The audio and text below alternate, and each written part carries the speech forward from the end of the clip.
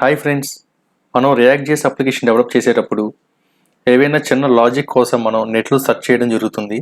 లేదు అని అంటే ఓన్గా ప్రోగ్రామింగ్ చేయడం జరుగుతుంది. ఎగ్జాంపుల్కి 2 డేట్స్ మధ్యలో నెంబర్ ఆఫ్ డేస్ ఎన్నున్నాయో క్యాలిక్యులేట్ చేయాలి అన్నా, లేదు అని అంటే 2 అరేస్లో కామన్గా ఉన్న ఎలిమెంట్స్ని ఉపయోగించి న్యూ అరే క్రియేట్ చేయాలి అన్నా, ఇలాంటప్పుడు మనం నెట్లో సెర్చ్ చేయడం కానీ, లేదు అని అంటే కొంత మనమే ప్రోగ్రామింగ్ చేయడం కానీ జరుగుతుంది. సో దానివల్ల ఏంటంటే మనకి చాలా టైం వేస్ట్ అవుతుంది. కొన్ని సందర్భాల్లో ప్రోగ్రామింగ్ లెంత్ కూడా ఎక్కువైపోతుంది. అలా కాకుండా ఇప్పుడు నేను చూపించే కొన్ని ప్యాకేజెస్ని కనుక మీరు అప్లికేషన్ ఉపయోగించుకున్నట్లయితే మీ టైం సేవ్ అవుతుందన్నమాట. సో ఆ ప్యాకేజెస్ ఏంటో ఇప్పుడు చూద్దాం. సో ఛానల్లోకి వెళ్ళిపోదాం.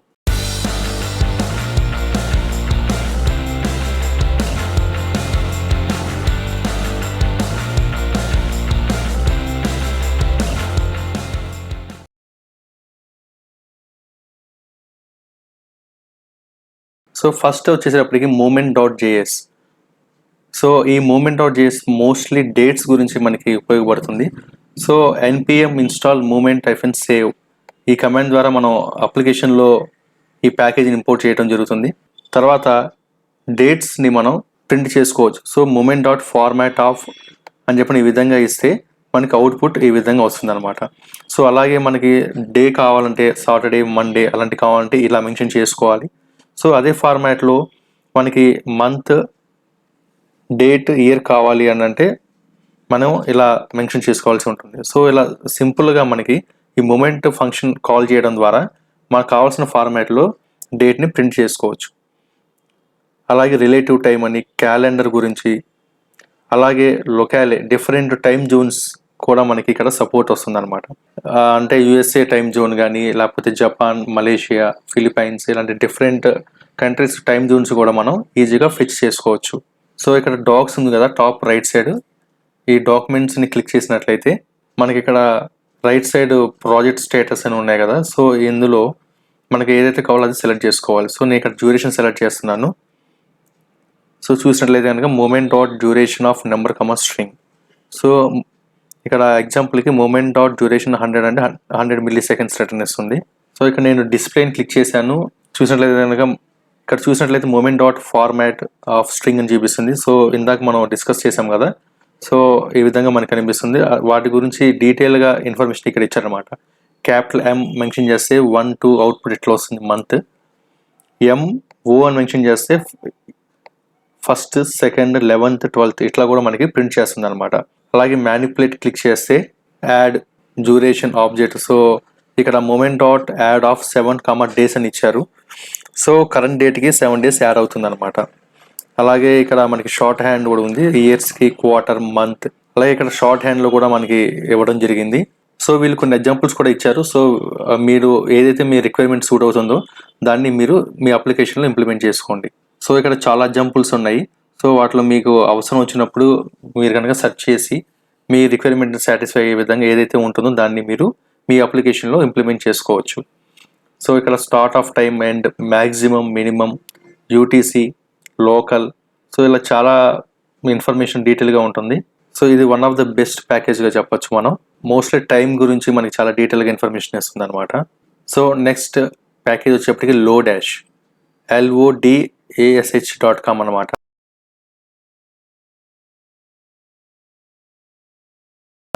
మీరు అప్లికేషన్లో ఇన్స్టాల్ చేసుకోవాలనుకున్నట్లయితే npm i-save loadsh అని చెప్పి మనం మెన్షన్ చేయాల్సి ఉంటుంది. అప్పుడు మన అప్లికేషన్లో ఈ ప్యాకేజీ ఇన్స్టాల్ అవుతుంది అనమాట.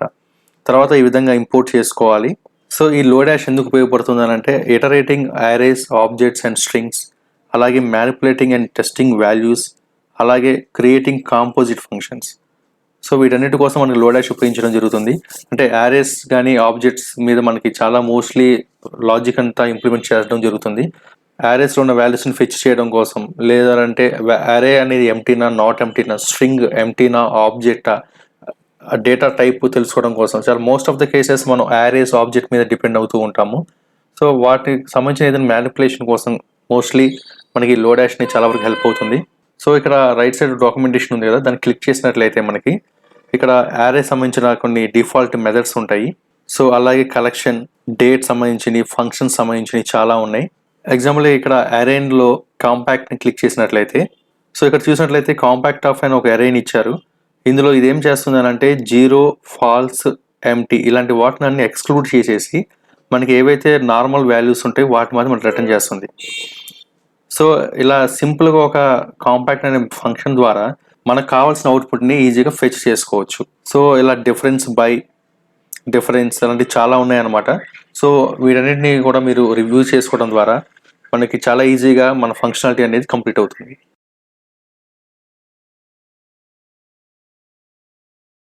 సో నెక్స్ట్ వచ్చేసప్పటికి రియాక్ట్ డివైస్ డిటెక్ట్. సో ఇది ఒక మంచి NPM ప్యాకేజీ.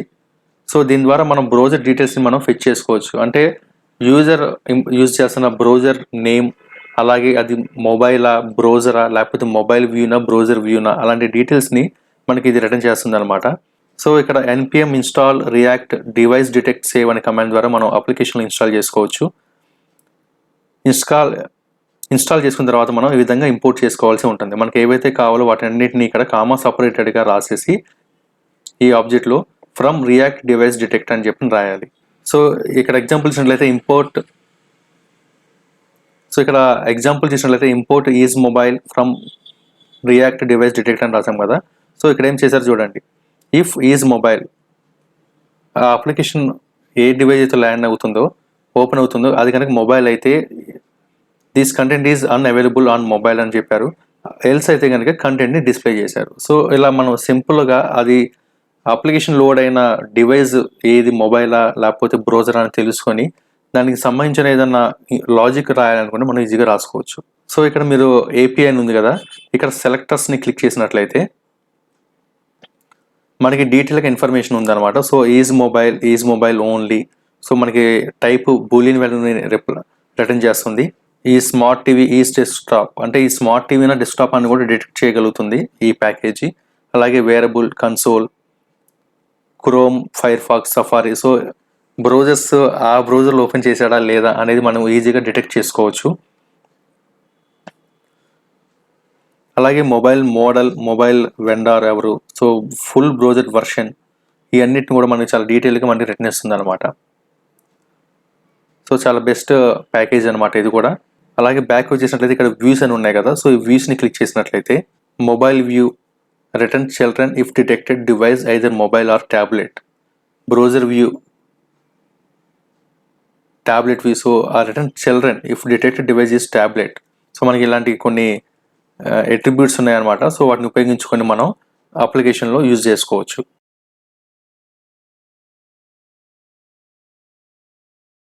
అలాగే నెక్స్ట్ ప్యాకేజ్ వచ్చేసప్పటికి wiston. సో దీన్ని మనం లాగ్స్ జనరేట్ చేయడం కోసం ఉపయోగించడం జరుగుతుంది. ఇది చాలా చాలా వెరీ ఇంపార్టెంట్ ప్యాకేజ్ అనమాట. ఎందుకంటే కంపల్సరీగా మన అప్లికేషన్లో ఏవైనా ఇష్యూస్, ఏమైనా ఎర్రర్స్, ఎక్సెప్షన్స్ ఏమైనా వస్తే మనం లాగ్ చేసుకోవాలన్నమాట. ఎందుకంటే వన్స్ అప్లికేషన్ ప్రొడక్షన్లో మూవ్ అయిన తర్వాత అక్కడ వచ్చే ఇష్యూస్ని మనం ట్రాక్ చేయాలంటే కంపల్సరీ మనకి లాగర్ ఉండాల్సిందే.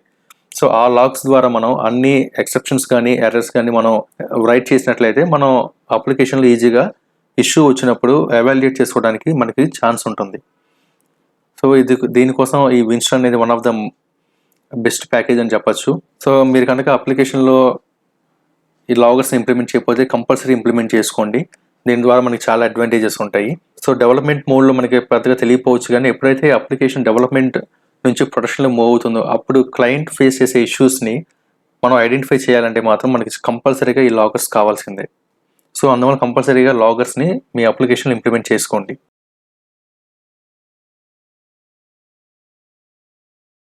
సో నెక్స్ట్ ప్యాకేజ్ వచ్చేసప్పటికి maxmind. సో ఈ maxmind ద్వారా ఏం చేయొచ్చు అంటే యూజర్ యొక్క కంట్రీని మనం ఐడెంటిఫై చేసుకోవచ్చు బేస్డ్ ఆన్ IP అనమాట.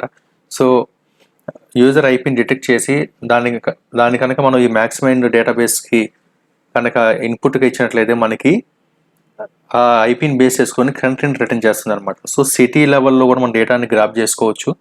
సో అందుకోసం జియోలైట్ 2-city.mmdb అంటే maxmind డేటాబేస్ అనమాట. MMDB అనే ఫైల్ అనే ఒక ఎన్క్రిప్టెడ్ ఫైల్ని మనకి ఇస్తారు. సో ఆ ఫైల్ మన అప్లికేషన్ కాన్ఫిగర్ చేసుకొని దానికి కనుక మనం ఐపీని ఇన్పుట్గా ఇచ్చినట్లయితే మనకి కంట్రీని రిటర్న్ చేస్తుంది అనమాట. అలాగే సిటీ డీటెయిల్స్ కూడా మనకి ఇస్తుంది. ఇది యాక్చువల్గా పే సర్వీస్. ఫ్రీ సర్వీస్ కూడా ఉంది. సో అందువల్ల మీరు ఒకసారి అఫీషియల్ వెబ్సైట్ రివ్యూ చేసుకోండి. సో మీరు ఇక్కడ చూసినట్లయితే dev.maxmind.com అని ఉంది కదా, ఇక్కడ మనకు చెప్తున్నారు accessing zeolite to free geo location data అని. సో దీనికోసం మనం కంపల్సరీగా సైన్ అప్ అవ్వాల్సి ఉంటుంది. పే సర్వీస్ కూడా ఉంది. పే సర్వీస్ ఉండటం వల్ల ఏంటంటే మనకి పీరియాడికల్గా వాళ్ళు లేటెస్ట్ డేటా అనేది మనకి సర్వీస్ ఇస్తూ ఉంటారు ఫ్రీక్వెంట్లీగా, అంటే weekly once or monthly once అలా ఇస్తుంటారు అనమాట. సో దానివల్ల మనకి లేటెస్ట్ యాక్యురేట్ డేటా అనేది మనకి ఐపీని బేస్ చేసుకొని కంట్రీ డేటా తెచ్చుకోవచ్చు. ఇక్కడ జీటీ హబ్ లింక్ కూడా ఉంది. దీనిలో అప్లికేషన్ ఎలా ఉపయోగించుకోవాలి కోడ్ కూడా రాస్తుంది అనమాట. సో ఈజీగా మనం అప్లికేషన్లో ఇంప్లిమెంట్ చేసుకోవచ్చు. మీరు కనుక ఈ సిటీ ఎగ్జాంపుల్ చూసినట్లయితే ఇక్కడ మనం reader.city అని చెప్పిన ఒక ఐపీని ఇచ్చినట్లయితే మనకి ఐఎస్ఓ కోడ్, సిటీ నేమ్, అలాగే పోస్టల్ కోడ్, ఈ మూడింటిని కూడా మనకి రిటర్న్ ఇస్తుంది అనమాట. జస్ట్ ఒక ఐపీని మెన్షన్ చేయడం ద్వారా మనకి ఆ ఐపీ ఒక జియో లొకేషన్ మనకి ఇస్తుంది అనమాట. సో చాలా యూజ్ఫుల్ ప్యాకేజ్ అనమాట మ్యాక్స్ మైండ్ కూడా. మీకు కనుక రిక్వైర్మెంట్ ఉంటే ఈ సైట్ని ఒకసారి చెక్ చేసుకోండి. Thank you for watching this video.